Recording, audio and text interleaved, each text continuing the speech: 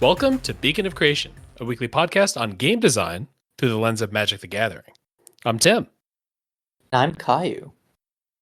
We got the new Murders at Karlov Manor set coming out, but rather than do a deep dive on the mechanics, we're going to do the opposite. We're going to do an unpacking. The kind of concept here is that we're going to go card by card through like a random pack, and then just kind of use as little information about the set that we can and just look at the cards in that pack. Try not to know what all the mechanics are, what the implications are, any trivia we've already heard. I caught a little bit of the preview stream this morning, and maybe that's going to take my knowledge a little bit, but I'm going to put that outside my mind. Yeah, and I think this is a pretty special one because we've done unpackings for custom sets where there's sort of no real reason for people to know about it unless you've been part of that community. We've done unpacking for like past canon sets, sort of like as like a retrospective. But if I'm right, this is the first time we're doing an unpacking for a canon set that we're sort of looking at fresh-faced. Yeah. Yeah, and specifically, I both don't generally follow Magic spoiler seasons as much these days. So I've managed to dodge most things. The things I do know is that there's a Morpholike mechanic which maybe gives Ward. Ward. I think it might give Ward too, but I'm not certain about if that's exactly how it's different from Morph. I know there is a card that gives Blue Menace.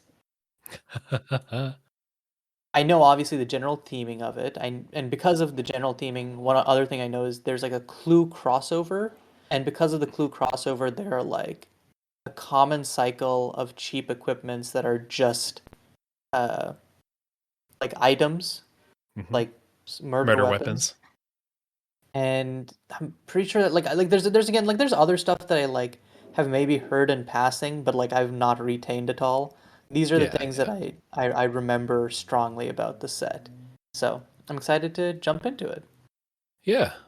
Alrighty. So we'll probably just take turns reading off these cards here and talk about them as we go through them. I'll kick it off here with Macabre Reconstruction. This is going to be 3 and a black for a sorcery, a common. This spell costs 2 less to cast if a creature card was put into your graveyard from anywhere this turn. And then we've got return up to 2 target creature cards from your graveyard to your hand. So we've seen this kind of effect a bunch of times. Get 2 cards back from your graveyard in black. This costs a little more up front, but it's a little cheaper if things are dying all the time. And before we break it down too much, I think we're also going to break down the art and maybe the flavor text too, because that's going to give us some clues. The flavor text here, eyewitness testimony coming right up. Just let me finish regenerating their eyes. Nilo agency coroner. And we've got kind of like maybe a minotaur and like a lizard person kind of in shadow being lifted up off the ground by purple smoke. Maybe kind of incense sort of smoke. And that smoke is also forming a kind of like an abstract skull. The thing that really stands out to me is the flavor text, because I'm wondering because agency is a big like exclamation point for me, because I know this takes place on Ravnica. Agency doesn't sound like an epithet for one of the guilds. So this is like a new faction that's coming into play, or a new subset of one of the existing guilds. We've got kind of the new kind of wormholes or omen paths between planes, so the agency could be something from another plane.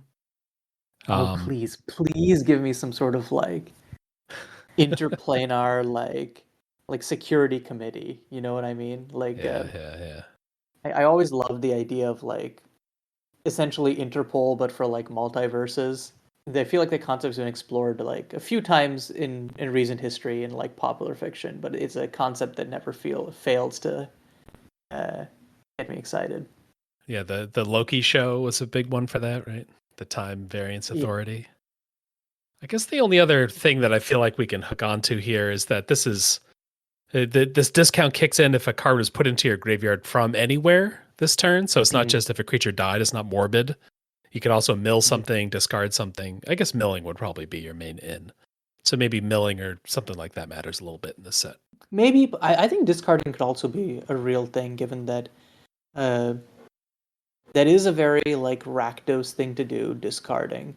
And I think that discard abilities historically have been stuff where there may not be another cost, or there may be a cheap cost. Hmm. So, I think milling on Ravnica, I think Surveil, and that usually comes as like a little bonus with some other spell, which like it could be, but especially given that it self cheapens, you could just like double spell with that. But I wouldn't rule out discard. Is basically where I'm coming from. Yeah, Alrighty. You want to or read our next aristocrats, card? of course. Oh, Yeah. yeah. The sacrifice stuff, all that kind of stuff for sure. Trading in combat. Get it all back. But yeah, let's look at the next card. Jaded Analyst is a creature human detective for 1 and a blue. Okay, this is another thing I did know, is that the detective type is becoming. The reason I know this is because there's a noir set called Secrets of the River Cities in the Revolution custom format. And so there was like a discussion there about like, hey, gonna go back and errata a bunch of these to the detective type. So Hmm. this was one new thing that I had heard about. But yeah, back to the card. It's a creature human detective for 1 and a blue. It's a 3/2 for 2 with Defender. Okay. Whenever you draw your second card each turn, Jaded Analyst loses Defender and gains Vigilance until end of turn. Hmm. Flavor text. Oh, good. Another case with too many victims and not enough clues. The art has kind of hard to say. Guy with the blue vest. It looks like there's like golden and like blue and gold, which gives me like Azorius vibes. Looking at a case file, there's like a folder. It looks, I mean, for some reason, there's like a table lamp, like a, like at a police officer's desk, but there's also like a floating ring. So I guess it is also magical. There's also filing cabinets in the back. That's true. Filing cabinets are on Ravnica. Yeah, this is very, very noir. Like Hmm. they have the Manila file folder. Like, come Yeah. on now. Like a, it looks like a photograph in there. I guess you could have magical photographs, whatever. Mhm. Was it this set where the preview card was like a guy with a or like the preview art, the key art was a guy with a camera? Yeah, Yeah. yeah, You yeah. see the reflection of a mansion in the lens of the camera. Yeah. This seems like a really like attractive common to me. Like Hmm. it like obviously like Defender isn't doing any favors, but like this holds the line pretty well early. I think that drawing a second card each turn, lots of ways to enable that, and it Hmm. not only losing Defender but gaining Vigilance. This points me to some like so there's a second draw each turn archetype. Trying to Yeah. think, like this depicts Azorius, so maybe it is like, I mean, I wouldn't be surprised if they brought back Investigate and then the blue-white archetype is just draw your second card each turn. The flavor text literally has the word clues in it, so I think we're safe. Yeah, that makes sense. Yeah, very, very aggressive. A lot more aggressive than blue usually like casually gets at con. Like I know the defender stuff usually goes a little harder, but this is I think that the 3/2 base into 3/2 vigilance definitely feels like Hmm. okay, we want this archetype to curve out and then kind of you drop one way to draw a second card and then you kind of just go all out. Yeah, the vigilance is a nice add on this because this is like mostly a defensive card, right? You're gonna allow it to attack twice in a game or something like that. So my plan here when I'm playing this card is like I want it to trade. What do I have to do to get this to trade with something? I'm either going to block Mhm. something and trade with it, or I'm going to keep cracking clues and keep attacking until they trade with it. Because I don't know, want to regrow the creature, want stuff in my graveyard or something like that. Um, it's like not quite consistent enough for it to be like fully a tempo deck card to me. Uh, Mhm. but I mean, it helps you turn the corner. Do you need a density of little guys? Well, yeah, you do in order to survive. Do you need detectives? Maybe this detective typal stuff. I don't know. And talking about trading, this is a pretty good enabler for Macabre Reconstruction. In that, obviously, Macabre Reconstruction is a sorcery, so you do need to have Jaded Analyst enabled. But I think that again, Hmm. it's a type of card that sort of demands a trade, and I think yeah, Macabre Reconstruction it works well with those kind of commons. Blue Vigilance, I'm loving it. Hey, hit us with that next one. Yeah, now we got some excitement going in here. We got Granite Witness, 2 white blue, 4 mana for artifact creature Gargoyle Detective. They got a hat on a gargoyle, folks. Wait, not just a hat. Look at those fingerless gloves. Oh, so we're like low tech Batman. This gargoyle right here. He's got a badge very prominently as well. But Mhm. yeah, and the Spires of Ravnica. We've got Flying Vigilance, and then we've got new mechanic, Disguise, for hybrid blue white. You may cast this card face down for 3 as a 2/2 creature with Ward 2. Turn it face up at any time for its disguise cost. And then when it's when Granite Witness is turned face up, you may tap or untap target creature. And it's a 3/2. So my face up before I worry about this disguise thing. Got a 4 mana 3/2 Flying Vigilance. We got some more vigilance. This is like a totally reasonable, good enough flyer card. This pairs well enough with my detective. I'm going to trade a bunch on the ground and then take over in the skies. And then we've got disguise. What do you think about disguise? Not to be a hater, I'm pretty meh on Disguise. I feel like lots of morph design space was explored with both morph and then in like Tarkir and then the ill-fated Megamorph, which I think Megamorph is Yeah, honestly pretty decent, but like yeah. it kind of exposed the difficulties with designing for morph. I don't know Hmm. how much the Ward 2 matters here. Like I think who is pointing removal at a face down creature consistently enough for the ward to actually be Hmm. so important that you change it into a keyword. Um, like I feel like Hmm. lots of the issue that, or like lots of the threat to morph creatures has always been like just getting outsized. Like because a 3/3 for, or sorry, 2/2 for 3, Yeah. you're behind on curve and you can get like overrun and you get Hmm. outsized and it's just Hmm. so I always felt like there was board threat rather than removal threat, and so I don't know. Maybe it'll be we'll see some impressive applications of it, and I think that like flavorfully it makes sense for like a set of Hmm. intrigue and like Yeah. noir. Secrets of the River Cities had its own uh, style of morph variant, but it was like a spell morph style thing. But yeah, even there, and I think that was a pretty decent execution. But again, there's limited design space for just for your morphers, I think. And Hmm. so yeah, my ultimate thing is I'm not sure how much I love Disguise as like a mechanic. Fair enough. Granted Witness as a card, I think this is pretty cool. I think I like the tech of hybrid uh, flip cost. So Yeah. that way you can run this in like your Boros or your Simic deck. Hmm. Um, and you can just pay white or blue, and you're paying colorless to play it face down anyways. And the effect is again like with respect, like this is a card that could exist in each of those colors, so it respects the possibility to play it for hybrid. It just Hmm. gets to be a little pushed as a multicolored common Hmm. because of its base cost.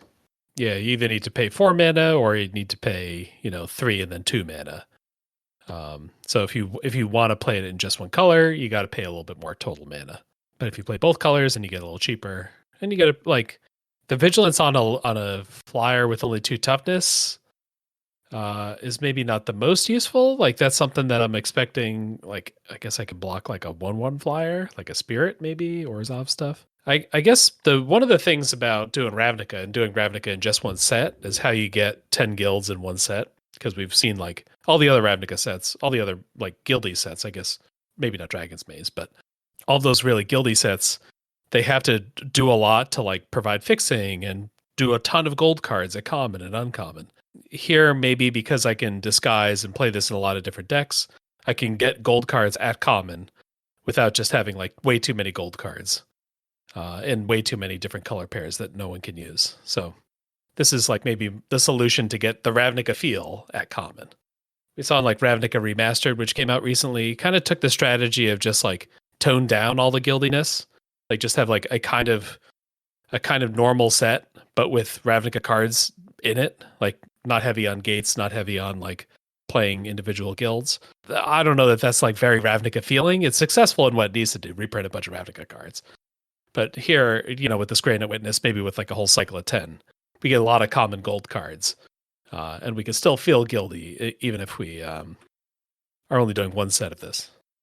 I think ultimately where I land with on this card is again, Male in Disguise, I think this individual design is very sharp. It feels very heads up as a way to use the morph and the hybrid Hmm. cost there. Yeah, I feel very happy drafting this card. Probably not first pick, but if I'm putting this in my pool, I'm happy to play it. Okay, next up we have Galvanize, which is honestly a card name that I'm surprised wasn't already taken. Yeah. It's 1 and a red for an instant. Galvanize deals 3 damage to target creature.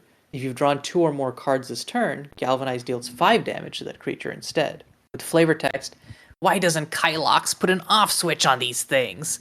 And if you're wondering why I'm doing a voice, it's because the art shows a dapper looking goblin Hmm. with a hat that is unfortunately being blown off by the magical energy from their staff.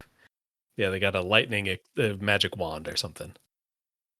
This seems to imply that the draw 2 or more cards this turn Hmm. is not blue white, but is blue red as an archetype.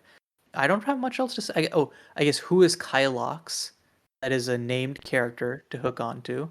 Other than that, it just seems like pretty decent common removal.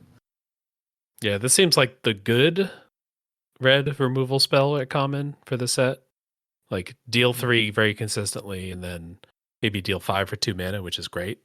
We'll probably also see, the 5 mana deal 5 damage and do something to an artifact or whatever. Yeah, there isn't too much to hook onto this. Draw 2 or more. I guess it could mean that it's in. Maybe it's not just is it? Maybe it's in a bunch of colors. Guess we'll find out. Like it's like a more distributed thing with the return of Investigate. I would actually be kind of hype. Because I imagine like Red's or Izzet's got to have a lot of hooks already in Ravnica. It doesn't necessarily need draw 2 to be a theme for it to fill up Izzet, but I don't know. Mm-hmm. Maybe we won't find out because we're only looking at 15 cards. All right, next up we've got another great card name, Airtight Alibi. This is 2 and a green for an enchantment aura at common. It has flash, enchant creature. When Airtight Alibi enters the battlefield, untap enchanted creature. It gains hexproof until end of turn. If it's suspected, it's no longer suspected. And that enchanted creature gets +2/+2 and can't become suspected. This is kind of the perfect card for this kind of video, huh? Yes, it is. Drops a word in, no context, Yes. leaves. Yes, yes, yes. Something can become suspected and stop being suspected. Yeah, it looks like suspected is like a negative condition that you want to remove. Yeah, yeah, yeah. That's interesting. I'm never super a fan of mechanics that rely on like doing something to an opponent's creature, but maybe you suspect your own creatures and then get some sort of, I don't know. I'm having a hard way thinking about this in a way that doesn't feel like it would play or design in an awkward way, but maybe it's just a lot simpler than I'm giving. Like what could suspected be? Throw out some, or do you know? I know what the real answer is. But Okay. I think even if we're even beyond suspected here to break down this card a little bit, we've seen this kind of card before. 3 mana flash +2/+2. So like combat trick that sticks around. This gives you like Mhm. 2 extra things on top of that. It untaps it and it gives the creature hexproof. So I think even before suspected, this is already like on the high end of like a card that we've seen 4 or 5 times. And I think the Mhm. suspected text, I suspect, is just there to put that word on more cards and maybe is not integral to the way the set works. What could suspected be? Where yeah, it seems unusual that I guess like we have stun counters, which are like a negative only thing, but it can't really be tapping. It can't be close to stun counter. Yeah, but it could be something that's like it's just reframing an existing sort of negative effect. If you're suspected, like maybe you have to it's like a propaganda effect. In order to do anything, you have to like pay mana or something. See that. It could also be I would be really surprised if this is it. I would be very surprised. But it could be like a single player version of Goad in the sense of like Hmm. you're forced to attack and can't block. Yeah, yeah, yeah. I'm trying to think about what is like a state you could do on a creature that is repeatable enough that it's a Hmm. mechanic, but also genuinely impactful. It could also literally just be like a hold like just a trapeze word where it's like suspected doesn't inherently do anything. There are other cards or Oh. like effects that care about suspected creatures, but just like at the beginning of combat, if your opponent controls a suspected creature, you may tap it or something like that. Where like being suspected itself doesn't have any inherent rules meaning. Or it has some minor meaning, but like it's more like a tag that a lot of other cards look at. Yeah, I'm also trying. Okay, so like flavorfully, you have a bunch of suspects and then you try to like whittle them down to one. How do you and like if you're suspected, is there a way to quote unquote prove that they're the murderer? Is there like I don't know, is there like a weird like maybe it's something that punishes them dealing combat damage to you? But that feels weird. That feels like maybe a bad play pattern because you don't want to encourage people to turtle. Yeah, I don't know. This is one where the exact combination of flavor and potential mechanical stuff is just it completely stumps me. I need to look at more cards. So next up we have on the job, 2 white instant. Creatures you control get +2/+1 until end of turn. Investigate. For all their differences, Kaya, Kellen, and Agros Kos agreed on one thing. None of them would rest until Tesa's murderer was brought to justice. Oh, Oh, so Tesa is the one who's Rip Tesa. okay. I mean, it makes sense. Murder at Karlov Manor. I guess the host herself was killed. Yeah, Tesa like freed all the ghosts or removed all the ghosts, so there's no one left in the house but living people. So Yeah. yeah, Also, Agros Coast died at some point. I only know his yeah, card where he's alive. yeah. He died in the original books. He was like a tragic hero, I think. Got you. So is it? Because now he's blue. He looks like Dr. Manhattan Yeah, or something right exactly. here. So yeah, the art shows the three Kaya, Kellen, and Agros Coast kind of just like doing a hero walk. Kellen looks unseasonally happy. I don't know why he's got that smile on his face. There's a murder investigation going on.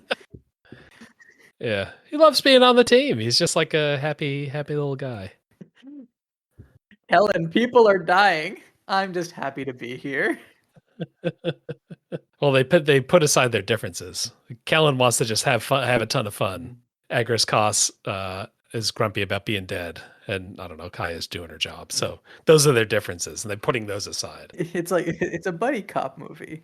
Yeah, 4 mana, pump your team. This is like a good effect. +2 power. You know, it's a trumpet blast that I get my card back because I investigate. Yeah, this is like I think heroic charge is the usual white way that is this literally just strictly better heroic charge, which I'm not saying that we haven't gotten that potentially in recent relevant upside here. Like just keeps the card flow going for your aggressive deck and obviously enables the other draw two synergies we found. So Inspired charge. There we go. inspired charge. That's the vanilla one, which was in March of the Machine. So like playable without the investigate. Now we get the investigate tacked on for free here. Oh, nice. Yeah, not much to say. It's just it very much feels like a slot filling common, but not in a bad way. Obviously, investigate is a nice add, but it is very much like we have the inspired charge slot. What little tweak are we going to put on it? / how are we going to flavor it?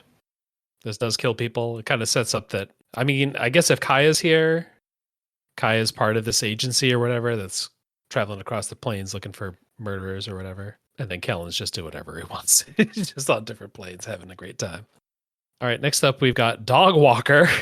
Red and a white for creature, human, citizen, and common. This is a 3/1, so 2 mana 3/1. It's got vigilance. It's got disguise. It's the same kind of cost as the other one where it's 2 hybrid mana, but this time Boros. So red, white hybrid, red, white hybrid. And then when it's turned face up, create 2 tapped 1/1 white dog creature tokens. Still feels like a great deal. My immediate impression is I love Ravnica because it really does just let us have the mundane urban stuff like this, or like maybe because I think last few times we've been on Ravnica, we've almost gotten more of like the magical side of it rather than the urban fantasy. But this is perfect. Like I think actual factual urban fantasy, like modern urban fantasy, is kind of what I'm hoping. What is the horror set that's coming out later this year? Duskmourn? Duskmourn. I'm hoping Duskmourn kind of has a little bit more of that because I like we got New Capenna, but New Capenna is very much like about a century ago urban fantasy, and then you have Ravnica, which is completely like fantasy urban fantasy, but like I would love just like a modern urban fantasy, and this feels like it could literally you could print it into modern day New York, and it would be like, okay, cool, this card works. Yeah, yeah, yeah. Mechanically, this card seems pretty cracked. Like a 3/1 for 2 is already pretty good. Vigilance obviously doesn't matter too, like we were mentioning earlier. It doesn't matter too much um, on an aggressive creature, but it is like it's still upside. And this one also has flexibility where if you have another turn 2 play or you draw this late, it's just 5 mana for 5/3 of stats across 3 bodies, which is pretty. Yeah, multicolored commons. They really want you to go and get them. Also, obviously, we have the return of the hybrid disguise. I wonder if this is, again, like a full cycle. Like all 10 of the multicolored commons are going to be creatures, and all of them are going to have the hybrid disguise. Yeah, that would make a lot of sense. And get us like a lot of gold at common without really a lot of gold cost, like deck building wise. Because you're probably pretty happy to put this in your white blue deck or your white. I guess maybe white green. Probably maybe you want a lot of little creatures. I don't Yeah, know. or like again, you just put this in your Rakdos deck, and those dogs are going straight to the farm. Yes, we're throwing the dogs with a catapult at our enemies or something. Yeah. So this one, both of these triggers so far have been just flip triggers when it's turned face up. So no ETB, just a flip trigger, which maybe is like juice on aggressively costed cards to give you a reason to sometimes play them face down. It lets the face up side be cheap if you just want to fill your 2-drop slot for that particular game. But it's saying, hey, maybe don't 2-drop me. Maybe disguise me, then flip me up because you get a lot more value. I don't know. That's something that we ran into a lot with Castmire and our Morphariant as well. Having extra incentive to morph your card is always nice. Yeah, and it allows like the French side to stay like basically French vanilla costed. This is great with on the job too. I make my 3 creatures and then I trumpet blast them and get my clue back. So Next up, we have our first uncommon, Krovod Haunch. And I'm so sad. We have literally, I had to look this up because I remembered the original Krovod from like, was it Return to Ravnica? Yeah, it was Return to Ravnica. Who was just like funny little yak-looking pack beast guy. And it turns out there is one more in M20, and then next appearance, just dead. Most people don't even know what a Krovod is. They just the ignominy of it. I can't believe it. And we're only 8 cards in getting an uncommon, which is also kind of unusual. So I guess maybe this is Yeah, I wonder how that affects drafting. Do we get more uncommons now? It's 1 white for an artifact food equipment. When it's put into a graveyard from the battlefield, you can pay 1 and a white to create 2 1/1 white dog creature tokens. So there's like an interesting modality here where it's either like a cheap bone splitter or kind of deal, and then in the late game, if the stat boost isn't really working, or like again you want to use your on the job, you just sack it. And I like that there's the dog tokens are coming back. They're not just a one-off for Dog Walker. The art is literally just it's interesting because it like I was gonna say the handle, but like the bone part of the meat is like frozen over. The Yeah, the drumstick. drumstick. Yeah. And it's like it's like on a cutting board. There's like a clove of garlic, some some herbs and onion, some tomatoes. Like this is a meal. The food isn't just being used as like a you could eat this. Yeah, there's a lot going on here. And this is kind of like a clue equipment or whatever, but instead it's a food equipment. I'm trying to think of why this card. Why is this card here? What is this card trying to do for a Ravnica set? I wonder because I know about the common equipment cycle. I wonder if there's more like mechanically there's more equipment stuff going on. Oh, And there is like this is at murders at Karlov Manor, right? And like there is like the traditional like you're locked in a manor and like time for the feast in the great hall. yes. Okay. All right. Yeah. You got me now. I'm back in. Yeah. So kind of, I mean, it's 2 to equip, so that's not super awesome if I'm trying to trade off, but it's like a reasonable price. Gives 2 power, and then if I get rid of it, I could pay I could pay if I want to just get rid of it. If I just want dogs, I pay 2 to sack it to gain my 3 life, and then pay 1 and a white more. So 4 total mana Mm. to get my dogs. Maybe the least exciting one for me so far. I don't know. Really? That's interesting. Yeah. I don't think there's a much to talk about here, but I think it implies a bunch of little things, like the potential for a life gain theme, the potential for an equipment theme, the return of the dog, so maybe there's more go wide stuff going on. Yeah. Like for me, on the job was maybe a little. I guess on the job it does have like flavor implications, but like actually, you know what? The most boring one so far is Galvanize. Unless we literally see Kylox That's true. in this Yeah. pack, Yeah. it galvanizes. Didn't really tell us anything that we didn't already know. Oh, maybe the next uncommon will be more exciting. Hit us with it. It's going to be Long Goodbye. This is 1 and a black for an instant at common. This spell can't be countered. And then, reminder, this includes by the ward ability. That's a cool little reminder. We got a lot of ward in this set. And then destroy target creature or planeswalker with mana value 3 or less. Okay, so this is like the black version of Heated Debate from STX, where that was they were I think that's when they introduced ward, right, in Strixhaven. Oh, And okay. they had like I think it was uncommon 2 in a red instant, deal 4 damage to target creature, can't be countered, right? And that was sort of like, hey, ward, like you hear some of the neat tech you can do with ward kind of deal. This is just the logical continuation of that. Do face down creatures have mana value 0? That would be my guess. I'm actually not positive, but yeah, that's what I would guess. Yeah, okay. So this is like a force a flip situation. Yeah, it is a mana value 0. Yep. I think I really appreciate this includes by the ward ability. We got to teach everybody. It's like a little tutorial.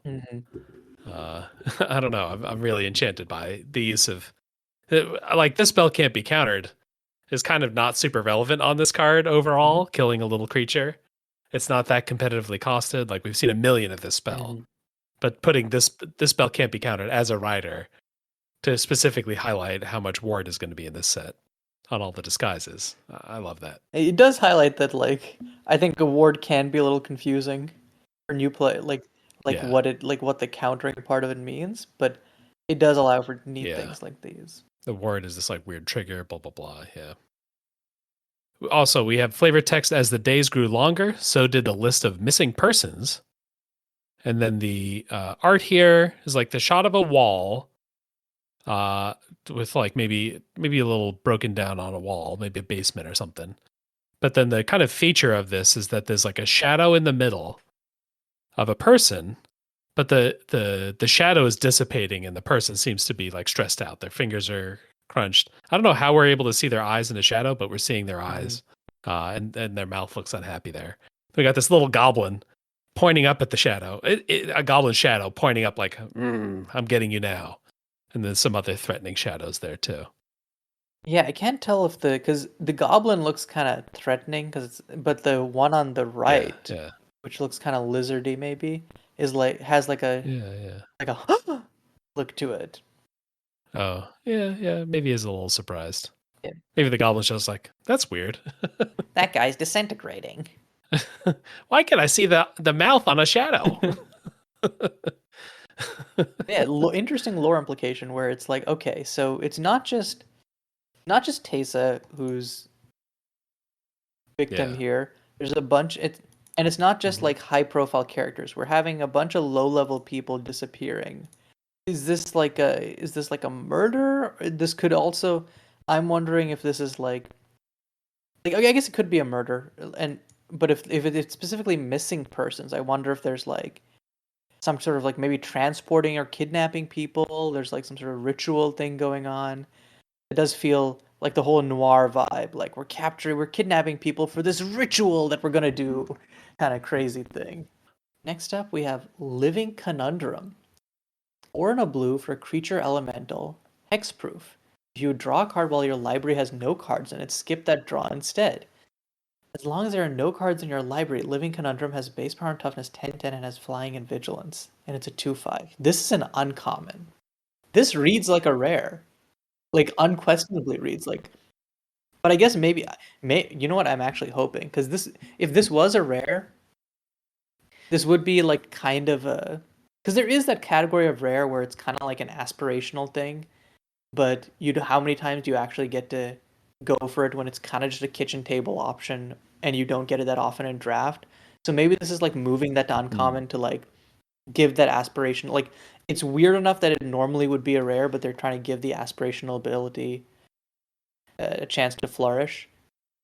But also maybe the differing pack structure, maybe there are more uncommons in the set, which I just which would, and there's like less rares, more uncommons, which is kind of an idea I like.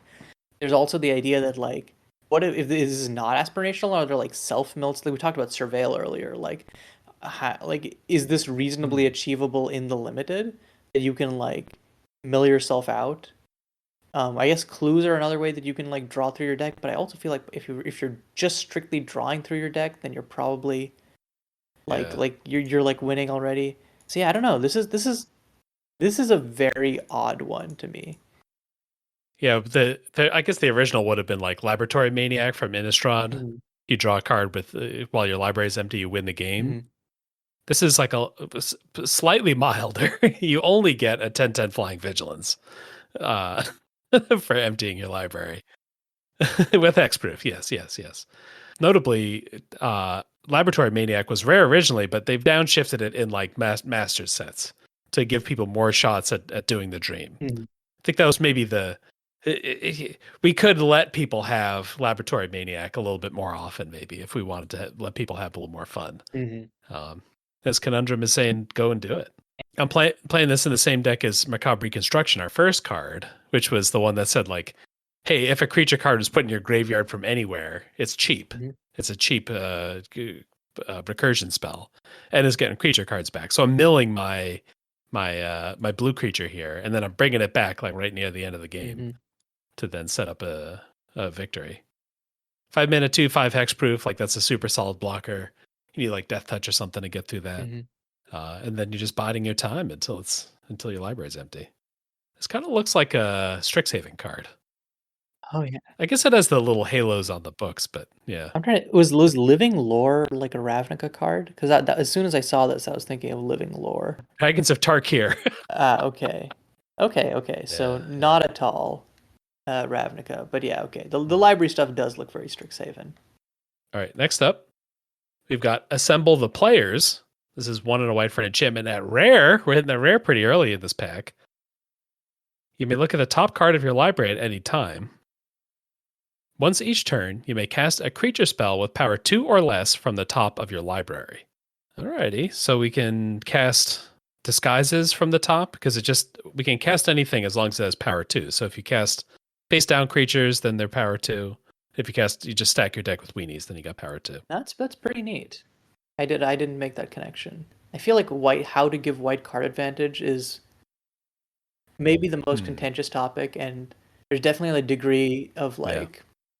like the ship has sort of sailed where like Watsy's like, yeah, white can have a lot of card advantage as a treat, cough, wedding announcement, cough.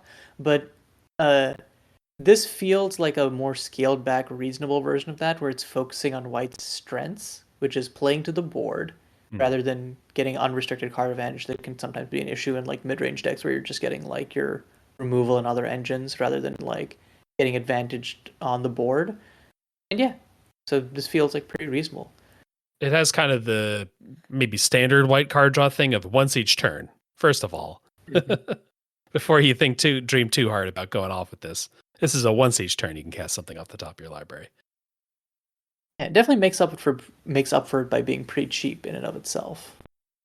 Is there a reason why I care about the top of my library? Does that matter at all? Or I'm just trying to get free I cards? mean, again, if we have a surveil alike, so flavor-wise, the art has a bunch of legendary creatures Yeah. from Ravnica. I'm gonna see.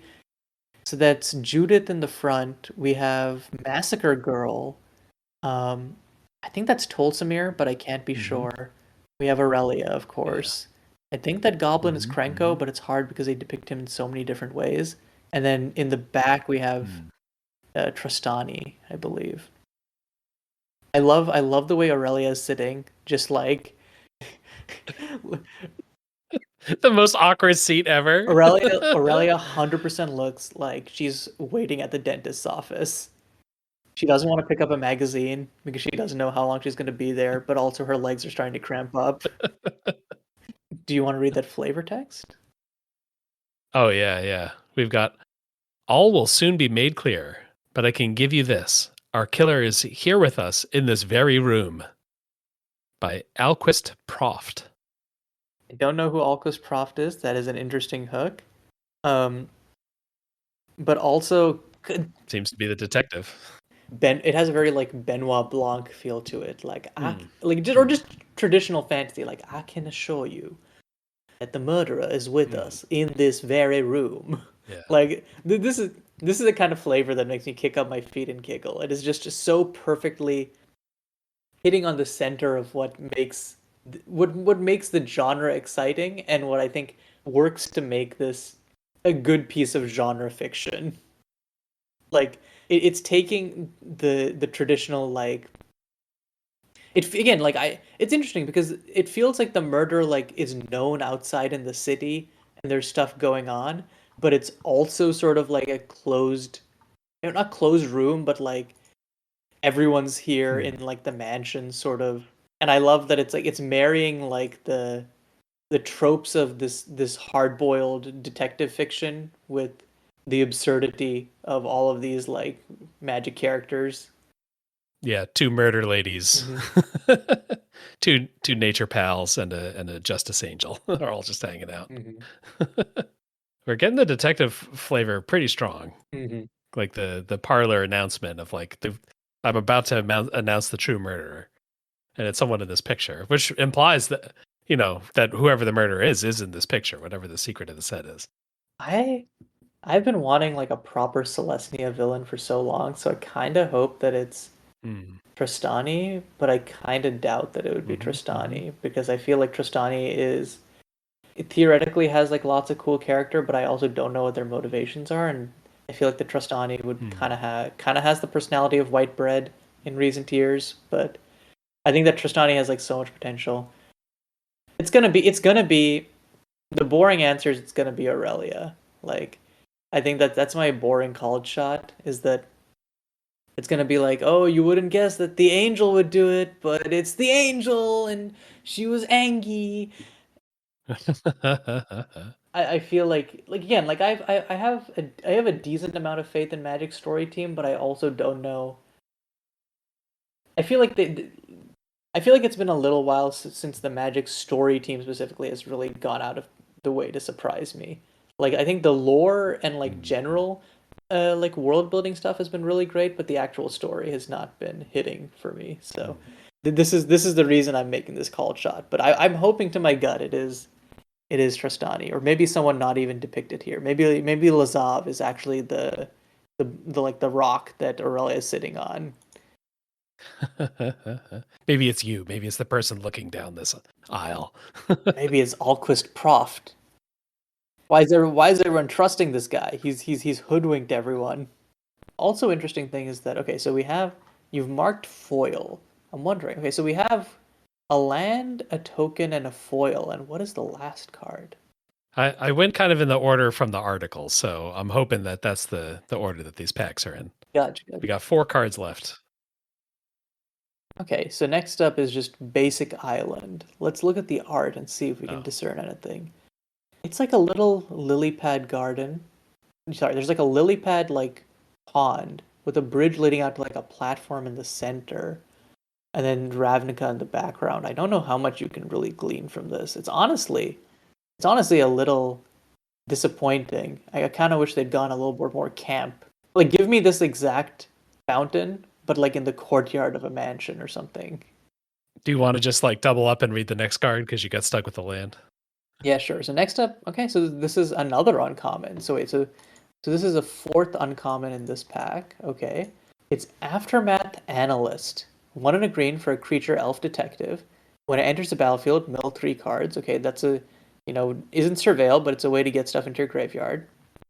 And 3 and a green, sacrifice Aftermath Analyst. Return all land cards from your graveyard to the battlefield.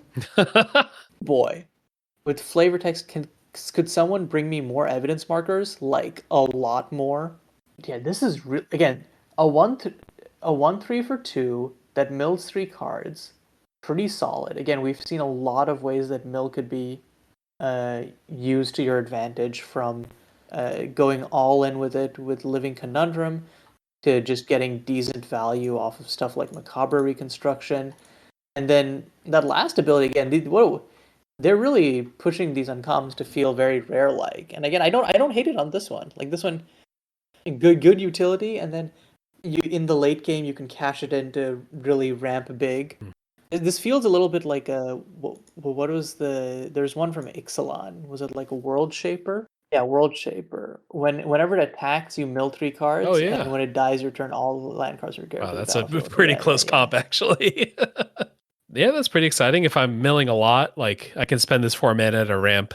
It's less useful to ramp late game, but I can probably find something to do with 6 extra lands next turn. I could Mhm. do this instant speed, so I could throw a block and then just get two lands out of my graveyard onto the battlefield and feel okay. Okay, this foil better tell me what suspect it is.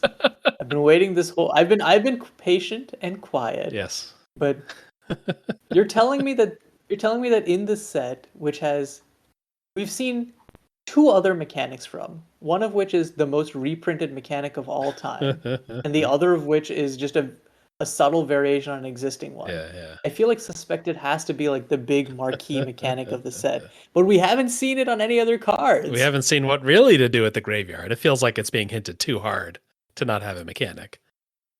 Uh, but our card Okay. here, this is a fully randomly Oh, generated are pack, you kidding me? is Red Herring. We've been led astray by Come this on, pack. man. That'll be 1 and a red for an artifact creature, Cluefish. It's another common, but it's a foil common. It has haste, attacks each turn if able, and it has the clue text. Sack it.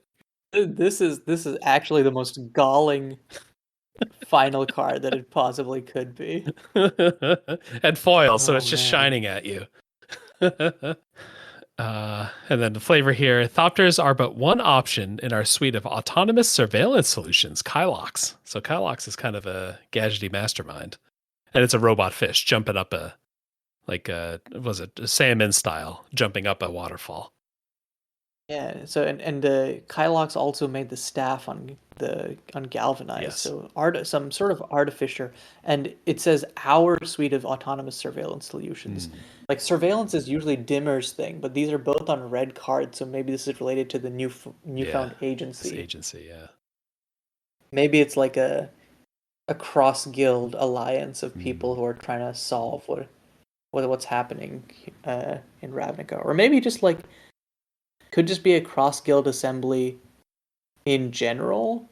Like, is there a need of a guild pact in a or like what is the popular view on the necessity of guilds in a post-war world? Yeah. There's sort of I think coming out of March of the Machine, there's sort of this label on some of the guilds that they were traitors. They allied with the Phyrexians, Mhm. Simic, Golgari. I'm not sure which other ones, but at least those two are sort of seen as villains. Sorry, it's just really funny for like Simic to be like, yes, you know what, I'm down. Yeah, it's very in character as the Civic Defender. It's in character for them to see Phyrexians and be like, hell yeah, give us that juice. We want it. Turn us into Mhm. robots. Mhm. And speaking of Simic, the last card is an ooze token Mm. with trample, and it's a 0/0. Mhm. This feels like not something that's created pretty commonly. I'm assuming this is like on a few uncommons and maybe a rare. Yeah. It could even be like a Golgari thing. There are definitely some skeletons in this art being consumed by the ooze. So that's our pack. I guess, do you have any final questions or thoughts for me? I'm really itching to get into the actual meat of things and get my questions answered. I don't know. I think maybe we can just dive in. You can start looking at some cards. Okay, I'm on the Scryfall full spoiler page, and I'll just call out stuff as I see things that feel relevant. So the first thing is the last comment on the page, because I'm scrolling from the bottom up. Vitugazi Inspector, Mm. 1 and a green, creature elf detective. As an additional cost to cast a spell, you may collect evidence 6. Exile cards with total mana value 6 or greater from your graveyard. Okay, so we're starting to see where the graveyard comes up. Yeah. It's a this is sort of like, you know what this feels like? This feels like a fixed delve almost. Not quite the same deal, but like it has a similar vibes of like exiling stuff from your graveyard for bonus effect slash payoff, but rather than reducing costs, you need to do a kicker, and rather than caring about um specific like a number of cards, you can be paid off by milling some like large, like honestly, like this goes kind of hard if there's any sort of cycling. Yeah, like any sort of cycling goes really like, because usually cycling's on like on your bigger people. Yeah, yeah. Another piece to this is morph. If I play like a giant morph face down and it dies, that could be collect evidence 6 on its own. Yeah, yeah. I think that this Okay, so I like this mechanic, but I'm gonna put an asterisk in that I'm pretty sure I saw this before and just straight up forgot it because it is very boring. It is a very workhorsey mechanic. Very workhorse. Which again, I don't mind that, but I really need suspect to be something a little splashier, because again, I think that this is a genre that's dripping with like hooks and intrigue, and I think there needs to be a little justice done to that in terms of like having like a bombastic splashy mechanic. So we'll see. We have unauthorized exit. It's the flavor text. Proft had never been a by-the-book investigator, but even he had never expected to find himself breaking a notorious assassin out of a maximum security Azorius holding cell. So the art seems to maybe depict Kaya. I wonder how much of the story takes place at the manor, and then how much of it is like out in the city post the murder. And this is gonna give very like guy who's only seen Boss Baby style energy, but like it does it does kind of remind me of like Knives, Oh, okay. Knives Out. where like it has that vibe of like you think the mystery's over, and then they sort of just like they leave the house, they leave the manor, they like go out into the actual real world and stuff happens, and then finally there's like a circle back around to the resolution, where it's like you start off with a very like claustrophobic closed feeling world, and then you get out into a larger one and stuff starts it becomes afoot, I suppose. And okay, speaking of cycling, there's Topiary Panther, 4 green, trampled 6/5 with basic land cycling. I mean, Yeah. again, that's collect evidence 6 right there. If you the chase is on the red card if you want to read that flavor text. Etrata evaded the Boros arresters and Azori's law mages, but not even a master assassin could give Kaya the slip. Notorious assassin, master assassin, is is Proft breaking Etrata out of jail? That would make sense with the hair, maybe. I think Atrata is the one in the other card, yeah. Yeah, and Etrata, I love bringing back characters who are mostly iconic for what they did mechanically, and expanding on like what, like I think Massacre Girl as well. Massacre Girl is also iconic just for like aesthetics, Yeah. but like making like, yeah, these are legendary for a reason. They're part of the world. Yeah. So like if someone dies, yeah, okay, we're gonna assume that it's the assassin who did it, or at least was hired to do it. There's a reference to Foundway Associates in some of these flavor texts. Wonder what that is. Slice from the Shadows is another story spotlight. Seems to show jury sending Massacre Girl after Alquist. Also, what the heck is Slime Against Humanity? There we go. That's what the ooze token is for. I was saying uncommon, and because I couldn't 2 and a green for a sorcery. Create a 0/0 green ooze creature token with trample. Put X +1/+1 counters on it.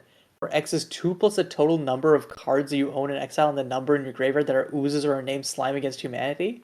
A deck can have any number of cards named Slime Against Humanity. Is this maybe the coolest common that they've released and in exile is kind of the crazy part here. Yeah. You can collect them as evidence and still count them. This feels like a custom card from the name to the effect. Like I mean that, and I mean that sometimes it can be like a negative. I mean that entirely as a compliment here. Yeah, It is just it has that it doesn't take itself too seriously, and it's willing to do something very much outside of the box. Also, we've from looking through this, it's pretty like I've seen like enough to confirm that it is a full hybrid disguise cycle, Mhm. which I really like that. I think Yeah. that's a good way to use it. Also, while I'm scrolling through, I would like to say I'm also going to do like a follow-up episode on the 2023 art review with Chilbrain, where we're going to Mm. go over the art of Karlov Manor, just to talk about the first set released in 2024. And wow, there are so many good arts here. You're loving Like it? it really is. It's very vibrant while also I think it does a good job of balancing like this is a noir set and this is a Ravnica set. The one that made me really stop for a second and go wow was Rubble Belt Maverick, which is the which art by Carissa Susilo. Just great like great soft colors. I love this like Indiana Jones looking detective with his six-eyed cat friend. Yeah. And we finally found something that explains what suspect is. Okay. This is repeat offender. 1 and a black for creature human assassin. 2 and a black ability. If repeat offender is suspected, put a +1/+1 counter on it. Otherwise, suspected. A suspected creature has menace and can't block. Okay, so it is kind of like what I was saying with like Black Border Goad, but Mm. not actually must attack. Mm. It's just can't block and has so it's a very offensively encouraging thing. So Mm. and I like that because okay that makes a lot of sense because you want to suspect your opponent's creatures because then they can't block, and you want to suspect your own creatures to give them menace. I don't know if this is as splashy as I wanted it to be, but I think that there Mm. is a really neat dynamic where you have disguise and collect evidence as kind of like the slower game plan, slow down stuff, Mm. and then repeat offender, or sorry, not sorry, and suspect is the go under. Mm. I don't care if you play something on the board. I'm just going to suspect it and then chunk into you like aggressive deck that keeps those in check. Feels like a very good dynamic for a mechanical suite. Mm. It looks like we're also getting Detective Kindred with Projector Inspector, 2 and a blue for a 3/2 human detective. Whenever it or another detective enters the battlefield, and whenever a detective you control is turned face up, you get to loot. And we have another anti ward card, Out Cold. 3 and a blue for an instant. It can't be countered, and you tap up to 2 target creatures and put a stun counter on each of them. Investigate. There are a lot of tools to combat just disguising your creatures. Mm. You might want to check out the text of Murder while you're getting close to that. Also, whoa, what fantastic art. Whoa, the colors. Yeah. It's a You cool can one. see all the guild banners under whoever this is. Laughter and conversation trailed off as the revelers gathered around Zagana's body. 3 things quickly became clear. It was a murder, the killer was likely among us, and Tesa's party was definitely over. Okay, so I think I knew this at one point because I asked about it on the MSC server and then I promptly forgot because I was wondering who was dead and if they Mm. were important. So it looks like Zagana died first and then Tesa died later. Yeah, yeah. Speaking of art, that is by mononymous artist Isis. Talking of top arts from the set, I think when you're doing a reprint common with flavor, you really have to go hard, and this really does it justice.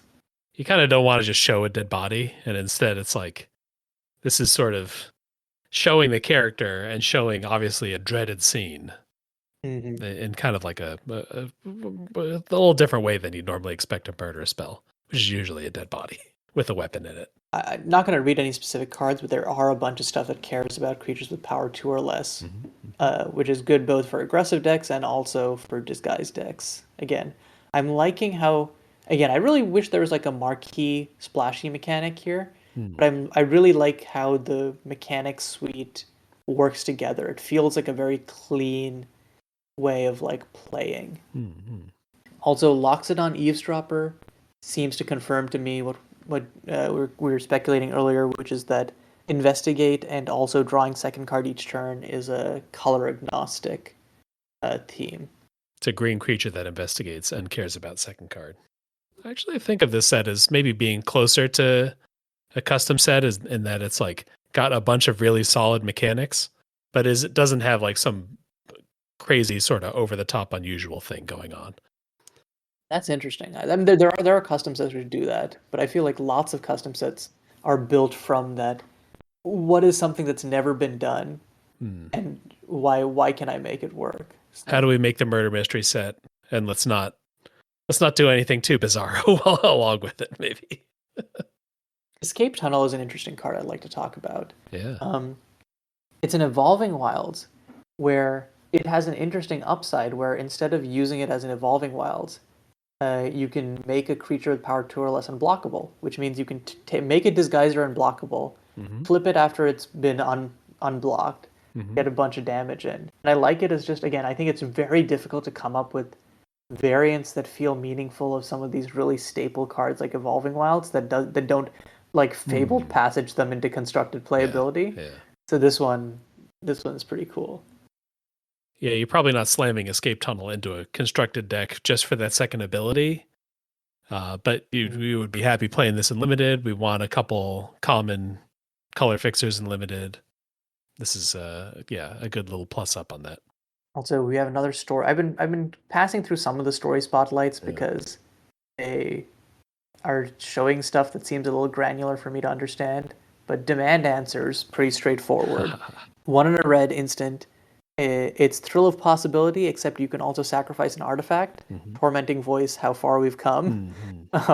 This is so pushed. But the flavor text, after the attempt on Aurelia's life, she gave the agency an ultimatum. Solve the case in 24 hours, or the Boros Legion would declare war on the cult of Rakdos. So, okay. We get another mention of the agency. Maybe this is... So there's the agency, there's like the something way associates. I wonder if they're related.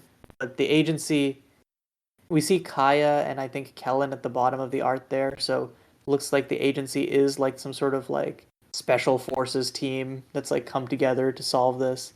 We love upping the stakes, create that tension. Not only do you have to solve it, there's now a deadline. And it turns out I was wrong about the clue equipment cycle. It looks like it's an uncommon equipment cycle, which also does make me wonder. Okay, now that does make me question what are the haunches doing there? Yeah, what is the Crovat haunch for? Yeah. Also, I'm just going to quickly go through and we can look at the archons and try to decipher the archetypes. So we got for white-black, it looks like it's a pretty power 2 or less, and I'm assuming that's kind of just like you could do straight up power 2 or less, or you could pair that with disguise and do that. Gruul looks like Gruul is like explicitly disguise because Tin Street Gossip adds mana that you can only use to cast face down spells or turn them face up. But maybe like a rampier version, because we have in Celestia, there's Sumala Sentry, which is Tin Street Gossip is like 4 mana for a double mana dork, so there's like definitely implies like a much more top end heavy thing. Sumala Sentry is like when you buff itself and another creature whenever a creature is turned face up, so it feels like a much more aggressive or mid-rangey take on the disguise concept. Orzhov is really interesting. It's just a piece of solid hand attack. There's 2 gold cards. Oh, there's 2 gold cards per. Okay. So Soul Search is, I'm assuming, not going to tell me enough. So let's go to Runebrand Juggler for Rakdos, which looks like self-suspecting. Yeah, makes a lot of sense. Conspicuous. Yeah, it's very on brand. Private Eye pretty clearly states that Azorius is Detective Kindred. Check the flavor text on that. Yep, it's a vase, all right. So and it's just a homunculus with a giant eye, a 3-layered magnifying glass looking at this thing. Meddling Utes. So Boros is back to its battalion roots. Oh, Lightning Helix reprint. That is going to be exciting for standard. Yeah. And also, I guess for the sets limited, Lightning Helix at uncommon, pretty neat. Insidious Roots means Golgari. Like it says creature, I think it's ostensibly a creature token deck, but really it's a collect evidence deck because you just it makes its own tokens. And then blue red does seem to be actually the investigate archetype. Hmm. You have Gleaming Gear Drake, which investigates when it enters the battlefield and cares about you sacrificing artifacts. Mm-hmm. Mm-hmm. And okay, it looks like a Simic is also collect evidence because you have Evidence Examiner who gets to repeatedly collect evidence and pays you off by investigating every time you collect evidence. Yeah, I think that's there's also Dimir. Of course, I forget Dimir. Mm. Juliet's proud of you of not acknowledging Demir. This is a weird one. It looks like another investigate archetype, but this one, whenever you sacrifice a clue, return curious cadaver from your graveyard to the battle, from your graveyard to your hand. The other one is like the other one isn't really giving me much, so I'm not quite sure what what Dimir is doing here. We have the return of split cards. Yeah. Pretty neat. Push and pull I'm seeing here. Doesn't look like there's anything special going on with those outside of just being hybrid split cards, but we love to see it. Yep. Oh, there's poison counters in here. I don't know. Is that just a one-off on persuasive interrogators? Yeah. you excited for that one though? Dude, I hope to God we don't have deciduous poison counters. I guess it comes back around to what you're saying with some guilds aligning themselves with Phyrexia, and we still want to have remnants of Phyrexia, but oof. I want to shout out Pompous Gadabout for the line of text. It can't be blocked by creatures that don't have a name. That is, I've said this before many times. I love mechanics as flavor, and that is such a great way to do it. And again, it's relevant here because of disguise. Yeah, I think they wanted a little bit of the goofball flavor to this because they brought on some of the loading ready run people to take a pass on card names and flavor text.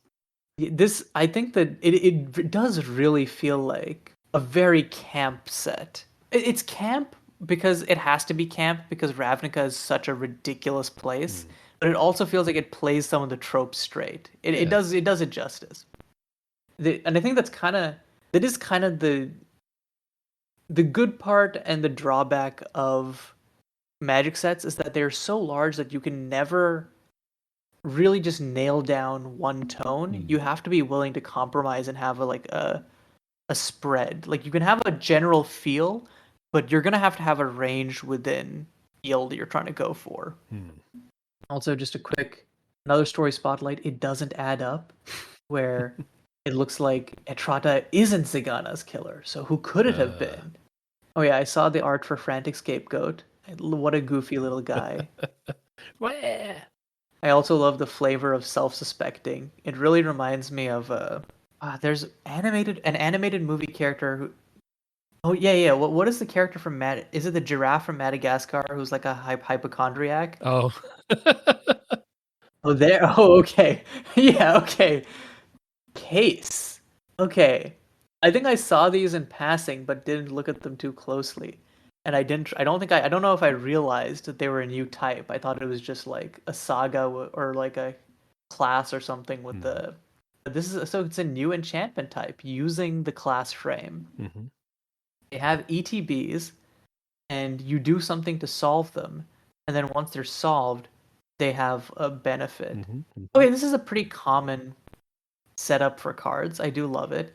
There's a similar thing, Mysteries from the set Cryptids of Belanon, except I think Mysteries, they're DFCs to give the backside a little so you solve the mystery and then you find the cryptid and the backside is the cryptid itself. That's fun. I do think that this concept works better as DFCs to give yourself a little bit more room for text, but this is pretty neat. Yeah, these cards are pretty tight text wise. They're right up to the margins, which bugs me a little bit. That letter T and to solve. Get away from that edge. And oh yeah, oh no, I don't like. I don't. Now that you pointed it out, they're like it's like kissing the margin. Yeah, the reminder text there is definitely adding a lot of room on each of them as well. Yeah, they all solve at the beginning of the end step, which is an interesting thing. They don't solve in the middle of the turn. Oh man, I love call a surprise witness. Just like Asa being like, I lived, bitch, but not really. I'm still dead. But I'm not gone. This is a magic world. I can stick around. it feels like such an appropriately like Yeah. any sort of these long running properties, right? Like someone dies, they stay dead for the appropriately respectful amount of time, and then they come back. It's more of a progression than a death for Teysa Mhm. to die and come back as a ghost. It's not a setback necessarily. Okay, A Killer Among Us, I 100% have seen. That one has been memed to death, for obvious reasons. Okay, let's check out these rares. So we have almost immediately we have a story spotlight, World Soul's Rage. Oh my god. Is it actually Tristani? Your dream came true. Yo. It looks like it hoarding supplies, profiting from death and destruction, colluding with the invaders. Every one of them betrayed Ravnica in its time of greatest need. Yeah. They all deserve to die, and I'm not done yet. I still got one more in me.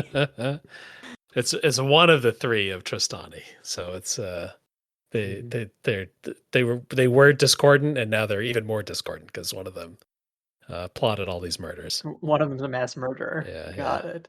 Or puppet master. Warley Just Call, I'm just calling it out for being mechanically really clean. It's just 3 mana for an anthem that also has an impact tremors attached. Yeah. Feels like a really I love effects which are marriages of 2 existing effects into one package. See, oh, whoa, whoa. We have a surveil land cycle. Yeah. Wow. I mean, makes a lot of sense here. So but like, hey, we've kind of strictly bettered those temples.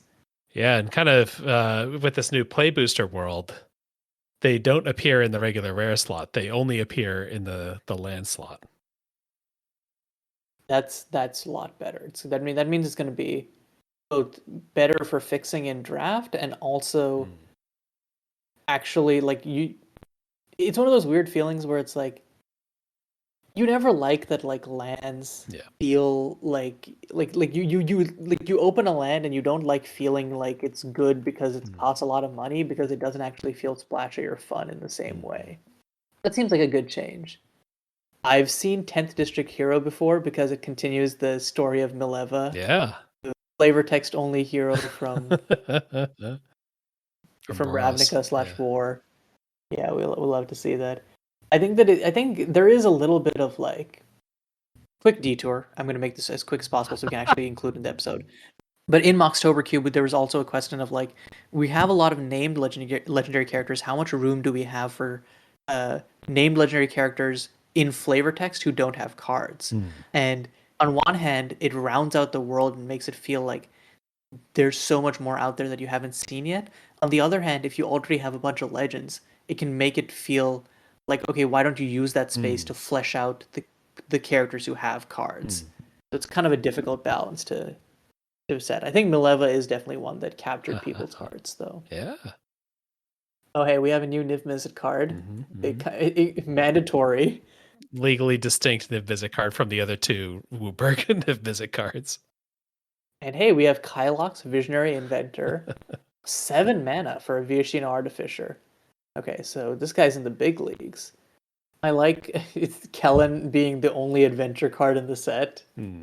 Pretty interesting adventure as well. It's like a growth spiral not growth spiral. It's like an explore variant, but a little bit toned down to compensate for the fact that it actually draws you 2 cards. Oh yeah, Doppelgang is another card that I saw. Like the triple people really love their triple X cards because Doppelgang is triple X mana, green and a blue. For each of X target permanents, create X tokens that are a copy of that permanent. So just you like once you hit like X equals 3, you kind of just do whatever you want. Okay, Ezram Agency Chief, Archon Detective.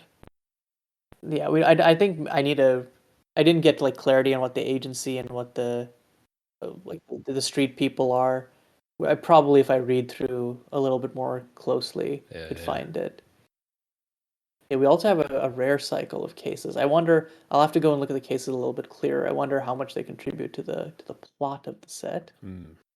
I think they're more like references to famous mystery stories and stuff like that. Whoa. Okay. Wait. This is actually a really important one. Archdruid's Charm. The Archmage's Charm cycle is continuing. Whoa. So green, green, green for an instant. Search your library for a creature or land card and reveal it. Put it on the battlefield tapped if it's a land card, otherwise put it into your hand. Okay, pretty clean. Put a +1/+1 counter on target creature you control. It deals damage equal to its power to target creature you don't control. Exile target artifact or enchantment. Okay. Okay. Yeah. Yeah, it's a green charm. It's not as messed up as Archmage's charm, but not everything can be. It's fine. Leave your mana up and then either tutor for a land or into play or tutor for a creature for your combo. And then getting into the mythics. And not much. We finally have Alquist Proft revealed, actual card. I love the idea of turning a clue into a Sphinx's Revelation. Mm-hmm. That is a very flavorful, but also very powerful. And again, mechanics is flavor. And finally, I'm going to end off by shouting out Ansrog the Quake Mole, because there is like every year for Mole Day, which is an event. It's a holiday to celebrate like the actual like Avogadro's number, which is like a measurement in physics. But there's an event on the custom match server where they make a science themed cube, so that there's the Mole Day cube. So when the Morrow spoiler came out and it said Mole God, it was a pretty exciting time. Mole God. That one it's really funny that basically the first thing I heard about Murders at Karlov Manor was Mole God, Mole God, Mole God, and I had to be like, what is going on with this murder mystery set on Ravnica? Yeah. I think my only complaint is that it's a god rather than where are my Nephilim? I thought that the ancient crazy stuff on Ravnica was supposed to be Nephilim. That's what they told you, but there's even more ancient things. They wanted you to stop looking. Say, oh, we found it. It's the Nephilim. Do you have any other stuff that you want to talk about / point out? No, I mean, there's a million cool cards in here. And there's a 2/15, a Crocodile Elk Turtle from Simic. But in terms of the structure of the set, so just looking back at the cards that we saw, we didn't see the collect evidence stuff. We didn't see cases. Is there anything else that was like a big hole in what we understood? I mean, we did see suspect. We missed a lot. Yeah. We learned the suspect existed, but we did not get a definition for it. And I don't know. It's like, did we get that this is a detective themed set? Absolutely. We got a blast of that, I would say. Yeah. Maybe like at least a third of the cards were like tropey stuff. Long Goodbye, Assemble the Players, On the Job, Airtight Alibi, Dated Analyst. Like there was like a whole ton of stuff. Red Herring. And even more detective creatures. So we got the toppiest of top line detectives. But maybe we missed a lot of the mechanics after that. I think ultimately, after having looked through the set, my verdict is this seems like, I don't think that this is going to be like an all-time favorite set, but I think that this is a set where it looks like, me and my friends have the saying where like something is like an A-, where it's like, this isn't like best of all time is like A+, but A- is like solid and like above average. And that's what this feels like, where this looks like it's going to be fun to draft. It looks like it's got like a lot of cool one-off cards. It looks like it has a bunch of like it hits all of the flavor beats. Like, I think the biggest thing is it doesn't have something flavorfully like that feels like really exceptional and eye-catching to me. Yeah. But other than that, it feels like it hits all of the beats for what a good set wants to be. Do you think it feels guildy enough? Does it feel Ravnica enough? I think that's hard to say. My hot take is like any set that is going to add elements on top of being a Ravnica set is ultimately not going to feel Ravnica enough. But also like, I think that Ravnica is the single most established Magic setting at this point. So like players can fill in the blanks unless this is someone's literal first set, in which case I think it's going to be a little bit difficult to follow, especially the plot, because the plot hinges on like knowing a little bit about these characters and like being up to speed. And then there's also like twists and turns, so you have to be a little bit on top of what that means. Alrighty. Yeah. I'm looking forward to it too. After playing a bunch of Khans of Tarkir when it came back on Arena, I feel like I'm refreshed on Morph and like how I know clearly how Morph was in Khans of Tarkir. And I'm looking forward to compare that recent experience to my experience drafting Murders at Karlov Manor. Can Morph survive in this modern world? I'm hoping so. I mean, the cards look sick. All right, but that's about it for the unpacking itself. Before we get out of here, we've got our February design challenge. So our February design challenge is look before you leap year. Design a card with lose the game and its rules are reminders text. We also have some bonus points from MDub. Leap of Faith. Flavor it around one of the gods of magic, and hey, we just got a really cool Mole god. mole god. Mole god, yeah. And my bonus point, box of chocolates, have it be a modal card. And that will be due February 23rd. And we get some extra time because this is in fact a leap year. So we kind of opened it up to reminder text here because I'm also interested in your kind of maybe like poison cousins, because you might say like in poison's reminder text, a player with 10 or more poison counters loses the game, right?